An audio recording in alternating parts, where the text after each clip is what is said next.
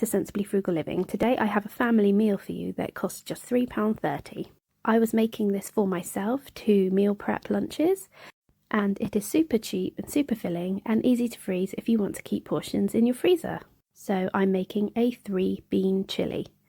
It is meat free, which keeps the cost down, and I had the ingredients at home already.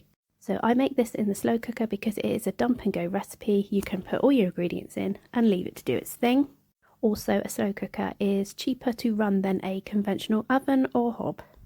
So first up, I added kidney beans and cannellini beans. I don't bother to drain the kidney beans or the cannellini beans. I just plop them right in as they come. You could even use kidney beans that come in a chilli sauce if you have them to hand. Now I keep it cheap by using 2 tins of the cheap baked beans. You have to drain them, you have to rinse them and get the tomato sauce off them, but they work great in this recipe. And then I added 2 cans of cheap chopped tomatoes. You could use passata if you've got it, or if you've got quite a few tomatoes that need using up, put them in the food processor or the blender and make your sauce that way. And finally, I chopped up 1 onion. You could use an onion powder if your children are going to eat this and they don't like onion in their food, but this just bulks it out a bit. And you spice it to your preference with the chili powder. I just use 1 teaspoon because I don't like it too hot, but I just want the taste there. And then I gave it a stir. I thought it was a little bit too thick. At this point you check for yourself if you think it's too thick.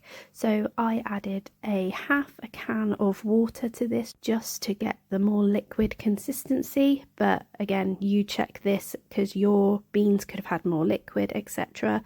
And just go on your own personal preference. So then you just give it a really good stir. Make sure everything is combined, and that is the extent of this recipe. I put the lid on and I cook it on high for 4 hours. That's all it needs, but you can cook it on low for 6 hours.